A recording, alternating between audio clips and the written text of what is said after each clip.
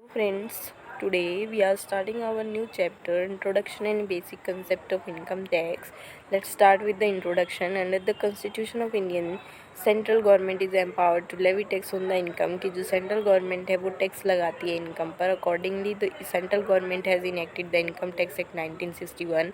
इसी के according central government ने इनकम टैक्स एक्ट 1961 बनाया था। ये एक्ट प्रोवाइड करता है scope and machinery for levy of income tax in India कि हम इसमें इनकम टैक्स के लिए कोई भी मशीनरी वगैरह प्रोवाइड कर सकते हैं। The act is supported by income tax rules 1961। इस एक्ट को सपोर्ट किया है इनकम टैक्स रूल 1961 ने, और इसमें कुछ अदर सबॉर्डिनेट्स हैं, रेगुलेशंस हैं जो इसके सर्कुलर्स या नोटिफिकेशन जो भी है central board of direct tax द्वारा इशू किए जाते हैं sometime by the ministry of finance.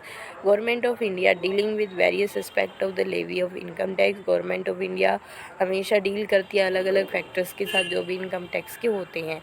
Unless otherwise stated reference to the sections will be the reference to the sections of the income tax act 1961 कि कई बार जो sections की reference होती है वो इनकम टैक्स एक्ट 1961 की रेफरेंस भी हो सकती है। इनकम टैक्स एक टैक्स है जो टोटल इनकम पर लगाया जाता है किसी भी पर्सन की, जिसको असेसी कहा जाता है ऑफ द प्रीवियस ईयर की इनकम पे टैक्स लगेगा relevant to the assessment year जो उस असेसमेंट ईयर से बिलोंग करेगा। At the rates prescribe in the relative finance act, जो भी फाइनेंस एक्ट में रेट्स प्रोवाइड किए गए हैं उस रेट्स के ऊपर। Some of the important definition under income tax act 1961। Income tax return ITR, it is the form of which a person is supposed to submit to the Income Tax Department of India। ये एक तरह की form होती है जो amount होती है जो सपोज की जाती है कि कोई भी person income tax department of India में सबमिट करेगा। It contains information about the persons income. इसमें कुछ इन्फॉर्मेशन हो सकती है पर्सन की इनकम की, जो भी टैक्सेस उसने पे करने हैं during the year. Information filed in ITR should pertain to a particular financial year कि जो भी इन्फॉर्मेशन फाइल की जाएगी ITR में उसमें एक पर्टिकुलर फाइनेंशियल ईयर होगा जो 1 अप्रैल से स्टार्ट होकर 31 मार्च तक रहेगा नेक्स्ट ईयर में। Income can be of various forms. Income अलग अलग फॉर्म्स की हो सकती है जैसे कि from salary, profit and gain from business and profession, income from house property, income from capital gain and income from other sources such as dividend, interest on deposit, royalty income, winning on lottery etc। तो जो income है उसको बताया गया है कि ये salary, capital gain, house property, profit in gains and other sources की हो सकती है। Next is assessment year according to the section 29। Section 29 define the assessment year as the period of 12 months starting from the first day of April every year। Section 29 define करता है assessment year को कि एक period है जिसमें 12 month का एक time period लिया जाता है। अप्रैल के फर्स्ट डे से ये शुरू किया जाता है। N assessment year begins with 1st April every year and ends on 31st March of next year। For example, assessment year 2012-13 means the period of 1 year beginning from 1 April 2011 and ending on 31 मार्च 2012। यानी assessment year जिस साल हमने assessment लगाई वो 12-13 में लगाई, तो उसका जो प्रीवियस ईयर होगा कौन सी इनकम पर हम टैक्स चार्ज करेंगे 1 अप्रैल 2011 से लेकर 2012 तक।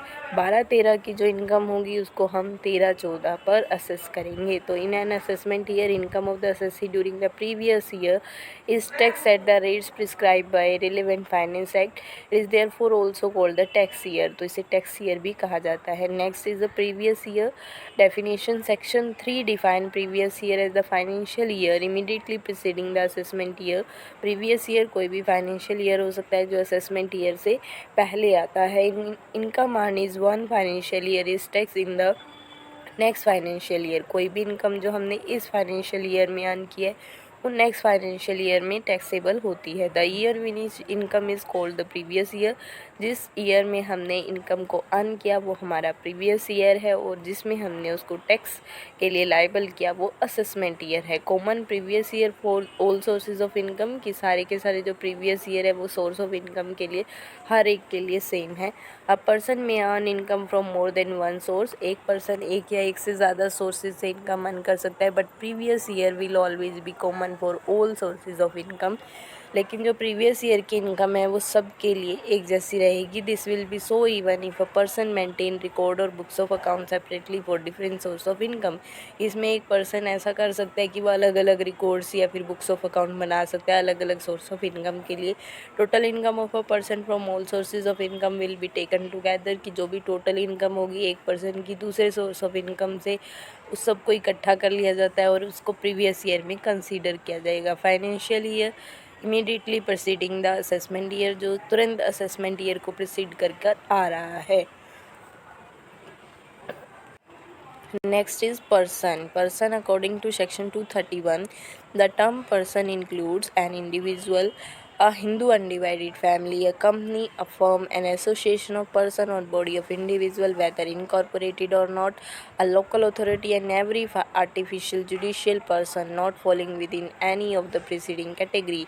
तो जो पर्सन है वो क्या होगा, एक इंडिविजुअल पर्सन हो सकता है, हिंदू अनडिवाइडेड फैमिली हो सकती है, कंपनी हो सकती है, फर्म हो सकती है, कोई एसोसिएशन ऑफ पर्सन या बॉडी ऑफ इंडिविजुअल हो सकती है, चाहे वो इनकॉर्पोरेट है या फिर ना हो, लोकल अथॉरिटी हो सकती है, आर्टिफिशियल जुडिशियल पर्सन हो सकते हैं जो प्रीसीडिंग कैटेगरी में नहीं आए. तो कुछ 7 कैटेगरी पर्सन की चार्जेबल है टैक्स के लिए इस एक्ट में. The aforesaid definition is inclusive and not exhaustive.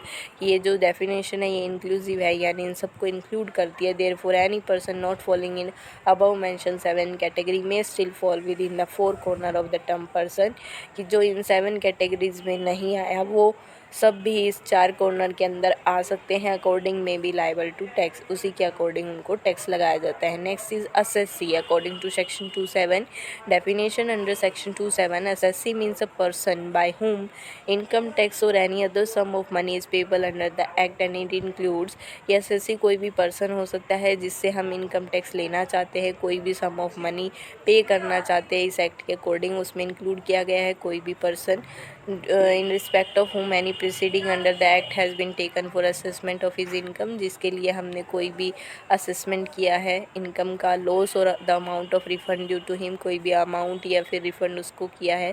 A person who is assessable in respect of income और लॉस ऑफ अनदर पर्सन, कोई भी पर्सन जो असेसिबल है इनकम और लॉस में किसी दूसरे पर्सन के, और who is deemed to be an assessee, और वो एक असेसी है. An assessee in default under any provision of the act, assessee कोई भी हो सकता है जो इस प्रोविज़न के अंदर आएगा. A minor child is treated as separate assess in respect of any income generated out of activities perform by him like singing in radio, jingles, acting in films, tuition income, delivering newspaper etcetera, की कोई भी minor child उसको separate assess किया जाता है income जो भी उसने जनरेट की उसके लिए, जैसे कि उसने रेडियो जिंगल्स में गाना गाया, एक्ट की है फिल्म में, ट्यूशन इनकम है उसकी, डिलीवरिंग न्यूज़पेपर, इस तरह की कोई भी इनकम है जो उसे इन्वेस्टमेंट से मिल रही है, कैपिटल गेन या सिक्योरिटीज़ जो माइनर चाइल्ड के नाम पर है उनसे मिल रही है, would be taxable in the hands of parent.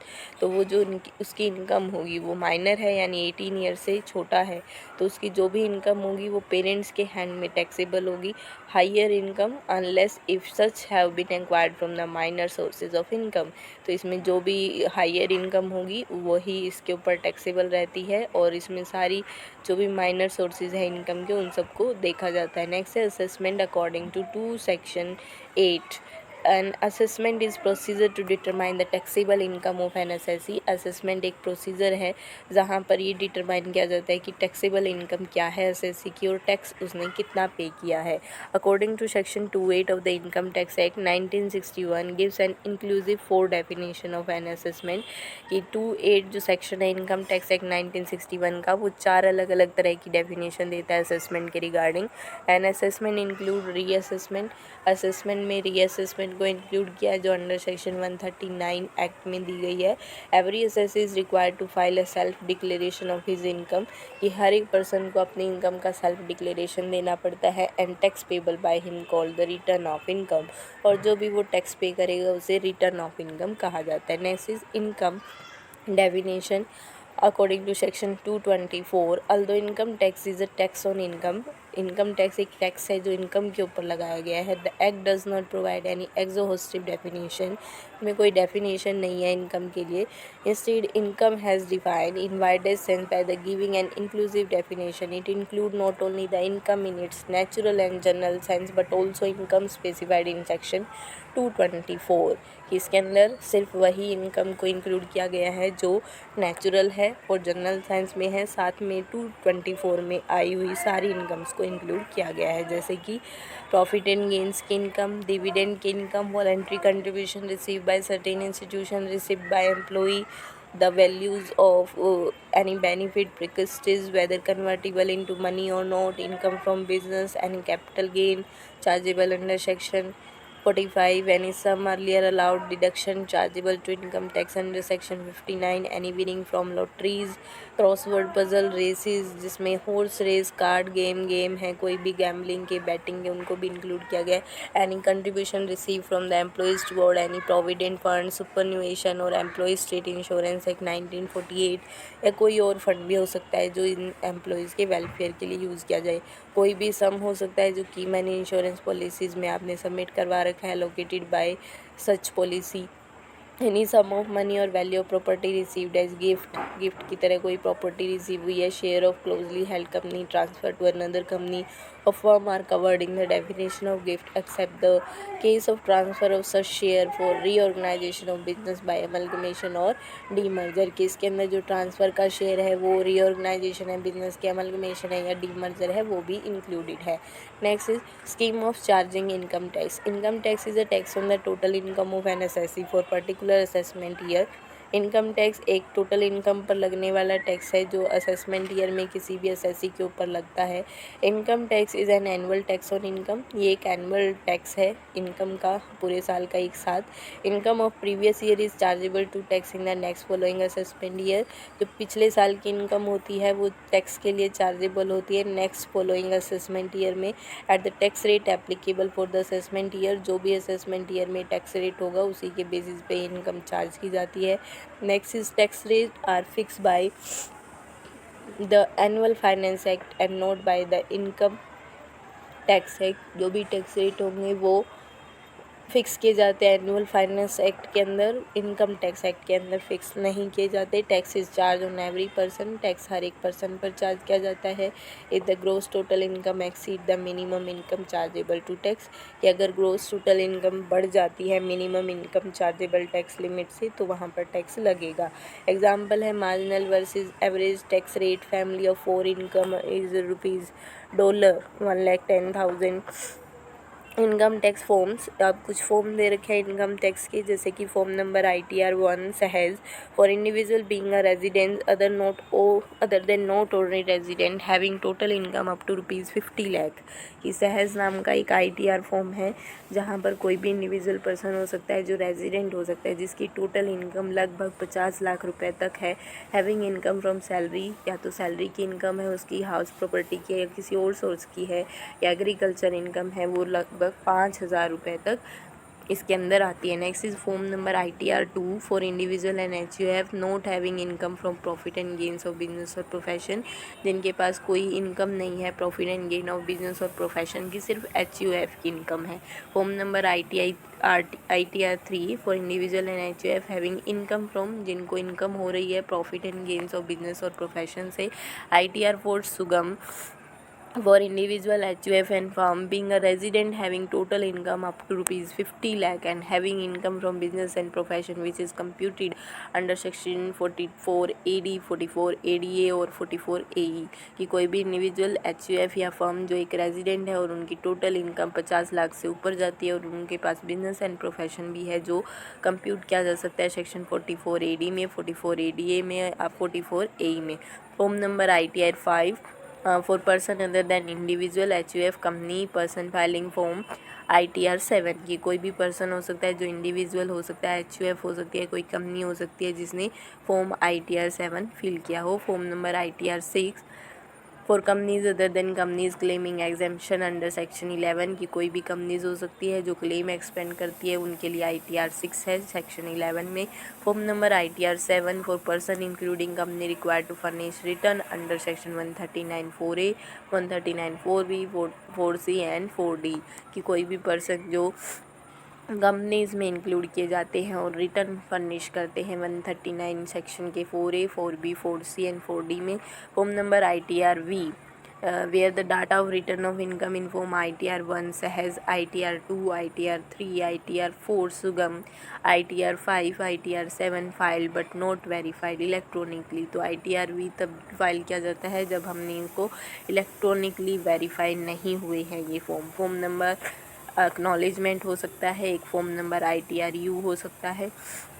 You होगा for a person to update income within 24 months from the end of the relevant assessment year, वो अपनी इनकम को अपडेट करता है। इसमें benefit of filing income tax return की क्या बेनिफिट रहेंगे, claiming of income tax refund कि हम इनकम टैक्स रिफंड मांग सकते हैं, कैरी फॉरवर्ड कर सकते हैं लॉसेस को नेक्स्ट ईयर तक, इनकम को, और जो भी एड्रेस प्रूफ लिप है या इसेंशियल डॉक्यूमेंट है, इजी लोन प्रोसेसिंग हो जाती है, इजी क्रेडिट कार्ड प्रोसेसिंग हो जाती है, हैसल फ्री अप्रूवल मिल जाता है वीज़ा एप्लीकेशन के लिए, पेनल्टी अवॉइड की जा सकती है, excess interest can be avoid, जो एक्सेस इंटरेस्ट है उसको भी हम इसमें अवॉइड कर सकते हैं।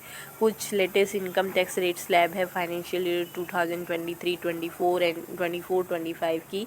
We are claiming deduction and exemption up to ₹2,50,000 individual age below 60 year, जो 60 साल से कम उम्र के लोग हैं उनका 2.5 लाख तक कुछ टैक्स नहीं लगता, नील है। Senior citizen which are belong in between 60 to 80 years they are also nil. Super senior citizen after 80 years they are also nil। next है ₹2,50,000 to 3 lakh 5% for 60 below 60 years person, यानी individual कोई भी person जो 60 साल से कम में आता है, और बाकी दोनों के लिए एग्जेम्प्ट है। 3 लाख टू 5 लाख 5% ही टैक्स रहेगा इंडिविजुअल जो एज है 60 ईयर से कम वाले एंड 60 to 80 ईयर्स के बीच में आने वाले। 5 लाख टू 10 लाख है, इनका जो टैक्स रेट है वो 20% है उनकी इनकम का, और इनकी एज भी 60 से कम वाले भी आएंगे इसमें, और 60 to 80 भी आ रहे हैं, और सुपर सीनियर सिटीज़न भी आ रहे हैं जो 60 to 80 टू अबव है। तो वो इन सब के लिए 5 लाख से 10 लाख तक सबकी इनकम पर 20% टैक्स लग रहा है। नेक्स्ट है 10 लाख या इससे ऊपर हो जाता है तो सबको 30% चार्ज किया जाता है। If you are not claiming deduction and exemption, अगर कोई डिडक्शन या एग्जाम्पशन हम नहीं डिमांड करते तब उसमें कुछ चेंजेस है इनकम टैक्स स्लैब में, जैसे अप टू ₹3 लाख नील है, कोई यहाँ पर टैक्सीबल चार्ज नहीं है। 3 लाख टू 6 लाख 5% है, साथ में इसमें रिबेट दी जाती है अंडर सेक्शन 87A, और 6 लाख टू 9 लाख है जिसमें 10% चार्ज रहता है और रिबेट दी जाती है 87A से लेकर अप टू ₹7 लाख तक की इनकम पर रिबेट दी जाएगी। 9 लाख से 12 लाख पर 15% चार्ज है, 12 लाख टू 15,000 20% चार्ज है, एंड 15 लाख से ऊपर हमारे ऊपर 30% चार्ज होगा हमारी इनकम पर। तो ये चैप्टर यहीं पर फिनिश होता है। थैंक्स।